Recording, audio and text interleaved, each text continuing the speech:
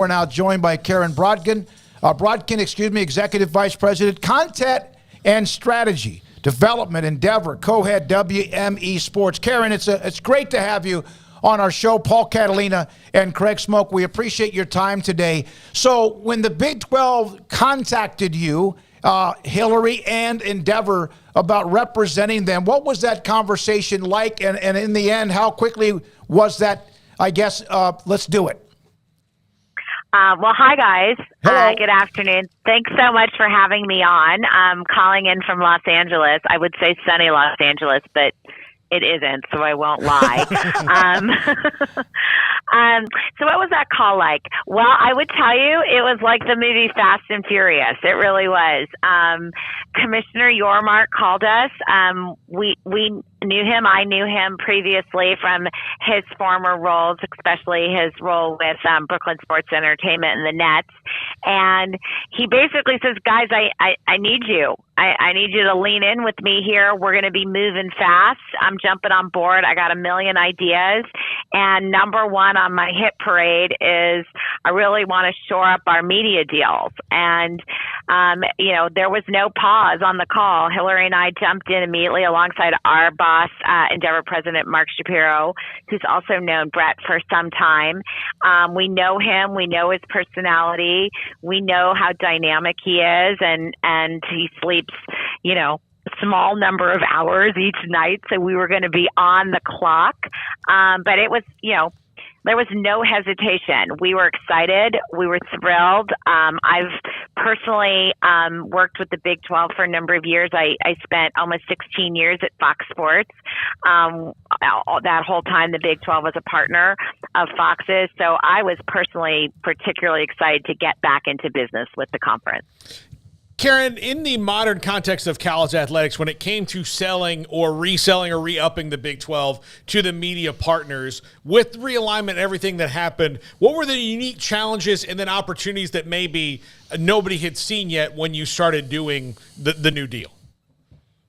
Sure. I mean, listen, I've said to people a bunch of times since we closed the deals that these deals were incredibly complicated. We had to move quickly.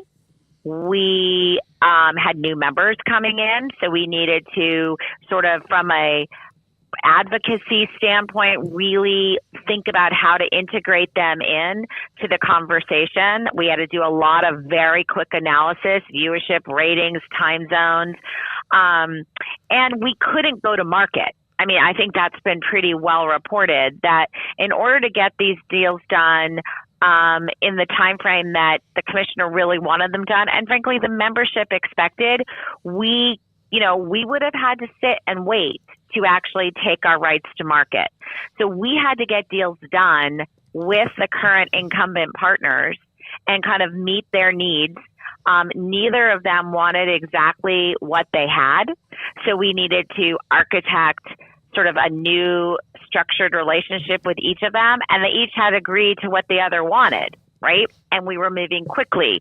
Because I will say one thing that we knew from the get-go was, while this may not be a zero-sum game, timing was of the essence. And we really wanted to get the deals done in the last calendar year. We were aware that macroeconomic challenges were potentially coming.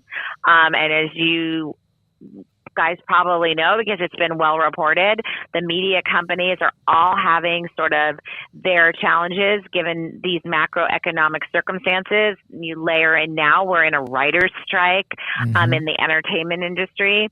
So we knew that speed was important and time was of the essence. So we needed to get deals done. We needed to reconstruct the deals. We had new membership coming in. The Texas and Oklahoma departure on the timing side was not yet resolved. So there was a lot of fluidity.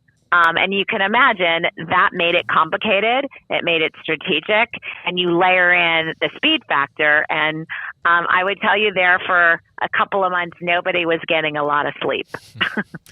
Karen, you guys, as a company, have your hands in a lot of different, pots across the landscape of entertainment, sports, and all of that, and just continued to grow and grow and grow. We've heard Brett Yormark talk a lot about, maximizing college athletics and the value and hidden value and things like that. How interesting of a time do you think it is for college sports and the way you guys view it and the potential values out there that we see and maybe don't see just yet? Just what are we kind of talking about, you think, with college football, college athletics as a whole, and its value moving forward?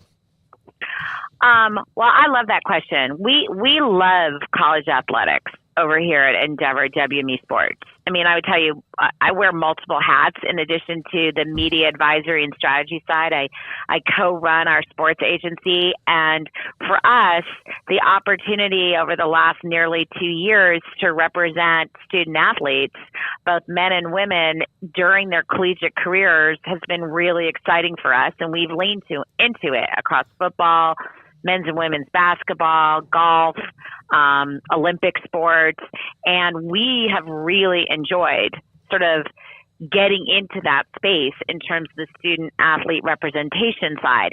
We would tell you that we think the sky's the limit in the value of collegiate sports, both on the media side, the brand and sponsorship side, the event side. How do you create great larger events around football and basketball? We think basketball, men's and women's, continues to be undervalued. And speaking specifically about the Big 12, I don't think I shouldn't say I don't think. I know there is not another conference that has top to bottom the level of basketball that the Big 12 has. So we are big believers in the growth coming in the basketball space. And, there was just an article published today about ESPN's position in women's sports. We know that women's athletics to date is undervalued, and we expect to see a real uptick across women's basketball, soccer, volleyball, gymnastics in the years to come. So we're leaning, as a company, as an agency, we are leaning in very, very heavily. We've done work for the WNBA. We're representing the NWSL right now. We're working with the NCAA as they move towards their championship package negotiations later this year. So I would tell you, not just Hillary and myself, although it's convenient to say that we're the only two women, I think, that are running a media advisory business across the United States. But our company as a whole, led by Mark Shapiro and Ari Emanuel and Patrick Weitzel on the board, are incredibly invested in both collegiate sports and women's sports, whether that's on the collegiate side or the pro side. So we're a buyer. I would tell you, we're buying on collegiate sports. We have had former media executive Bob Thompson, Patrick Crakes. We've had Jim Williams on this show to kind of give us, their insight of what they used to do and what may be going on with all this stuff about realignment and conference media deals. Bob Thompson sent me a text before you came on. Karen Brodkin worked for me for a number of years and is one of the best. Worked with Hillary a lot of years on deals as well. They also advise the Big Ten on their deals. So this is not just what you've done for the Pac-12 or the Big 12, but many others. What does that mean when someone like Bob Thompson says what he says about you? Well, I'm starting to tear up a little because, first of all, I adore Bob, and he's right. I did work for him for a number of years at Fox Sports. He is one of my absolute favorite people in the business. I just saw him recently at an event in Los Angeles, and it's really meaningful. I mean, we pride ourselves on what we do. We live and breathe it, and we hope that our clients feel like we are not transactional, meaning we don't come in to just close a deal and move on. We really like to get embedded with our clients and be there for them, whatever they need. So I would tell you the Big Ten, we advise them. They continue to reach out to us on various matters all the time. We are always there for them. And on the Big 12, I would tell you, we have a very broad scope of work with the commissioner and his team that crosses well beyond media. It's content strategy, digital social strategy, analytics, event business, ticket pricing, music. I can't even keep track of all the things, to be honest, because the scope grows day to day. That's how we like to work. That's what we pride ourselves on. And when someone like Bob recognizes both my background and where I am today and where I'm trying to go with our business, with Hillary and our team, that makes it all worth it. We work really hard. I say all the time to our team, I think every single day I walk out of my office exhausted and say, there are just easier ways, to make a living and pay your bills. There are, but they're not this fun. And frankly, they're just not this gratifying. There's a lot of people who say eventually there's just going to be the Power Two and the Big Ten and the SEC. But for a company like Endeavor and for someone like you that does all these media deals, do you see the landscape being better if the crop is a lot more diverse and spread out throughout the country as opposed to being just a Power Two or some sort of college football super league? I do. Listen, let me put my media hat back on, my old media hat on.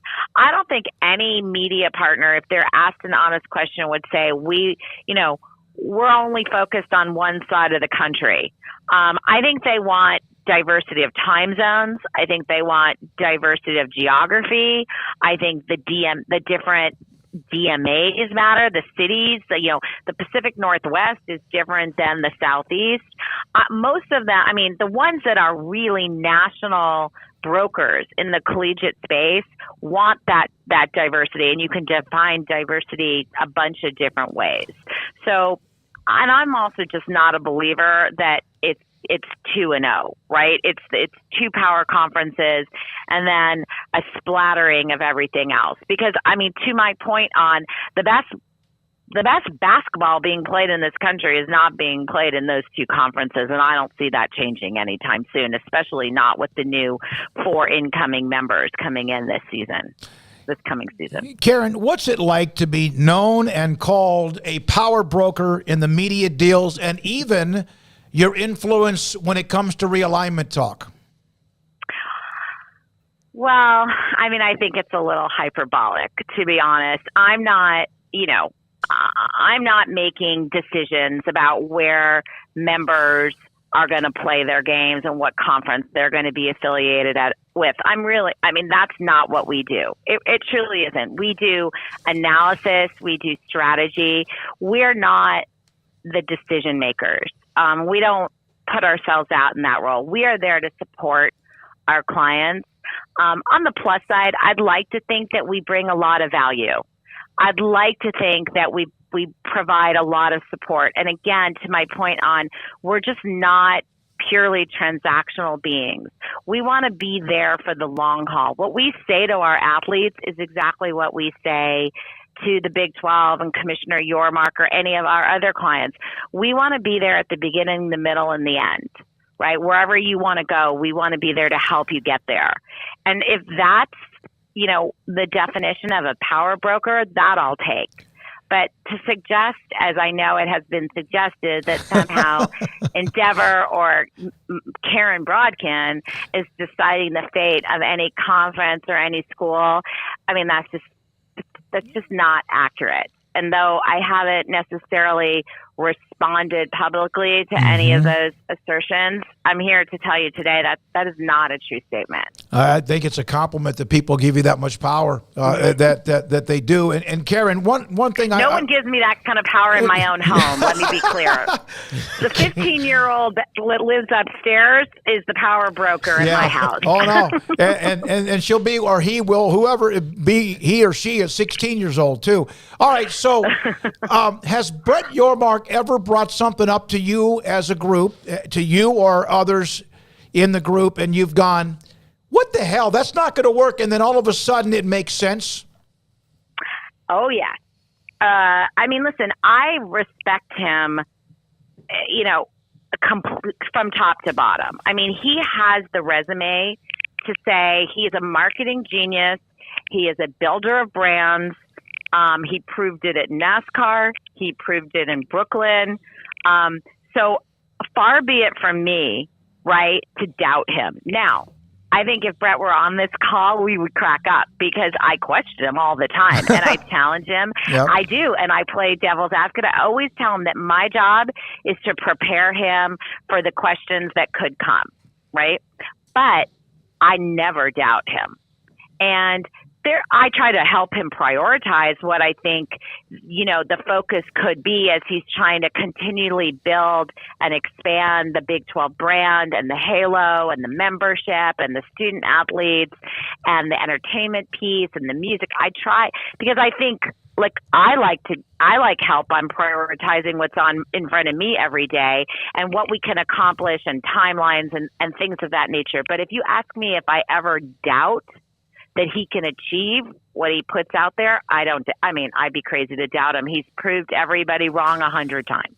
Karen Brodkin, Executive VP, Content Strategy and Development, Endeavor, co-head WME Sports. Paul? How big can you guys get this fast? Endeavor's just, I know that it was a big company before. Before it was William Morris, and then when it was IMG, and then on and on. But it feels like the last decade has been wildfire for you guys. Is that way from your perspective, or does it just seem like that's outside when we see all the deals you guys have been making and acquiring different things?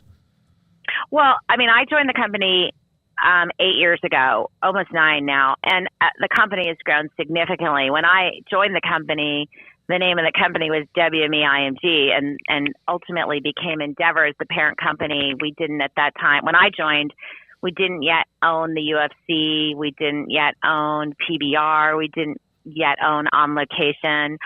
So a lot has happened in the time that I've been here. A lot of acquisition, a lot of change, a lot of development. And that's obviously been incredibly exciting. How much bigger it can get, where it goes from here, that's all to be seen. I would tell you in my piece of the pie and Endeavor that I focus my energies and efforts on, we've grown exponentially with a lot of support from the senior management of this company. So WME Sports, when I got here, that didn't exist. And that's really not, that business is just about 4 years old, including the years of the shutdown and the pandemic while we were building out an NFL representation business, an NBA business, a WNBA business, an MLB baseball business. We had, when I got here, we basically had tennis, golf, some broadcasting, and some sports marketing.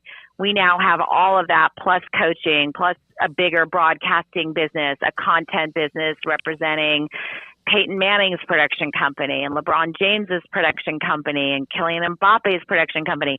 So that business has grown by leaps and bounds. And then I'm really proud to say that our media advisory business, especially in the United States, has grown significantly. And in partnering with Hillary, I'm tremendously proud of the growth that we have today. And I have to tell you, we have no intention of slowing down. Our team may want us to, and I think we need to just continue to grow our team before they, march out the door and refuse to ever come back for fear of being worked to death.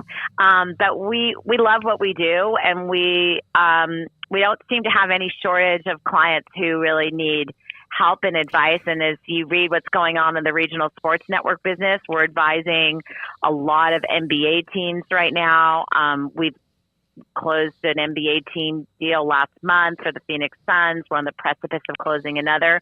So if the work is there, we're gonna keep bringing it in. Karen, would you be surprised that the Big 12 is far from over in their growth, what they can do financially, what Brett Yormark, the ADs and presidents can come up with and do it in rapid fashion? Oh, I think they're far from done. They're far from, we haven't even seen the new four members come in yet and what the sort of new Big 12 is going to look like. But just what's been accomplished, I have to remind myself sometimes that it hasn't even been a year since we've been on board and since the commissioner's been on board. And what's been achieved even in that year, to me, takes me back sometimes when I actually take audit of what's happened. So it's far from done. That I know just based on what we're working on right now with the commissioner. How much, and I know you got to go and we appreciate it and hope the sun does come out in LA. How much do you watch and monitor what's happening with other conferences, their media deals, and how much can that affect the Big 12? I mean, I would be disingenuous if I said we didn't monitor what was happening other places, but we monitor the entire media landscape. I mean, a lot of the work that we do for clients is landscaping, right? Watching what's happening. So we're not just watching what's happening in college. We're watching what's happening with, the NASCAR negotiations or the NBA negotiations, because it's very important to how we advise and strategize with our clients. So we're always keeping a mindful eye on that. So of course we're watching and waiting to see what might happen, not only with the Pac-12, but down the line, the Big East negotiations are going to be coming up in a couple of years, and that's relevant for others of our clients. But we are largely focused on our own clients. We don't get distracted worrying about what others might or might not do. We have no control over that, right? Yep. So I've said this before, we don't obsess over what others might do. We really try to keep our eye on the prize, and those prizes are what lies in store for our clients. Karen, the Big 12 meetings are going on in West Virginia. As you know, the ADs, Brett Yormark, among others. Do you see any needles moving anyway this week at all among the conference when they're done? I don't know. I'm here in cloudy Los Angeles, so I can't break any news for you today. We'll be getting an update when the meetings are over. Mm-hmm. You want to call me back then, although you'll probably know. I should probably call you. You might even know before me, the way the media works and the press works these days. But we'll see. I know that the commissioner has a big agenda. I do know that. Hey, Karen, we appreciate it. We know you're busy. Go home and get some sleep when you can. And look, when Endeavor gets into sports podcasts, you know where you can call first. I know where to find you all. Yeah. I gotcha. Karen, I know your schedule. Is incredibly busy. Appreciate your time. The people on the chat room love to hear what you were saying, and we appreciate it. Hope to see you very soon. Thank you. My pleasure. Thanks, guys. Karen Brodkin, Executive VP at Denver. Somebody on the chat